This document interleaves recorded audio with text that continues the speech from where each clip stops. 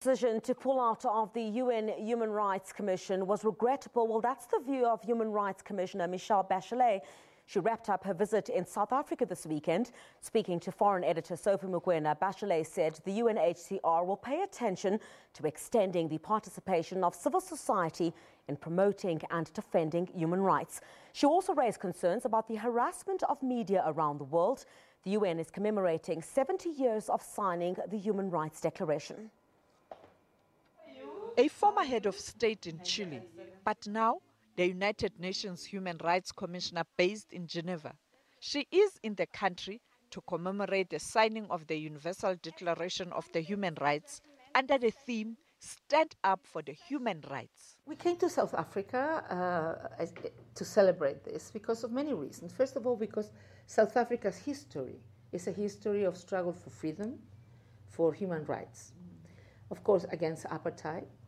And so there is a history of people, of human rights defenders and in anti-apartheid and for the rights and the freedom.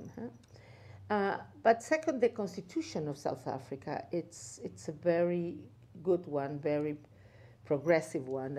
I think it includes the articles of the Universal Declaration of Human Rights. She has called on for the respect for multilateralism. The United States of America has pulled out of the UN Human Rights Commission. Well, I am a really supporter of multilateralism because I believe that the challenges we're living today are global. They're not only isolated in one country, and many of them are transborder.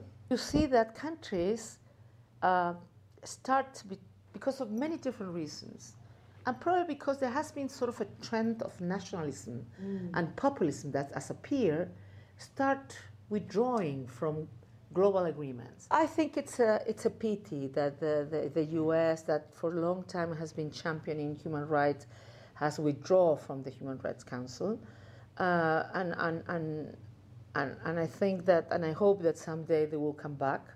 Meanwhile, she says media freedom must be defended, but called for fair and balanced reporting. When you use media for fake news, that's also not a good thing.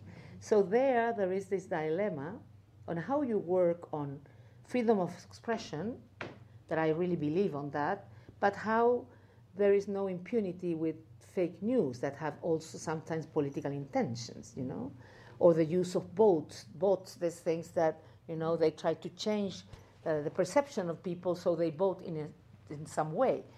But on the other hand, we need journalists that have all the possibilities of the freedom of expression, the freedom of speech, and the freedom to show the different views, the different perspective, and to inform people, because people need to be informed of what's going on and needs to be informed of the different perspective in a society are, so they can have their own one, they have their own opinion.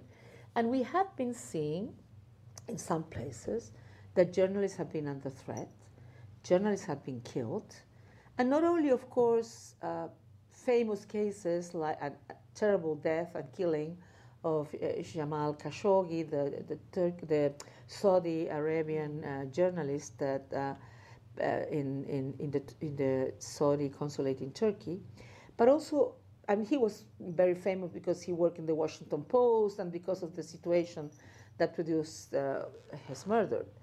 But we see it everywhere. We see it in places like Brazil or Colombia or Mexico, the killing of journalists and human rights offenders. So for our office, one of our main priorities is to, on one hand, try to continue working to expand civic space that in some places is shrinking, to support human rights defenders, and also to work to protect journalists.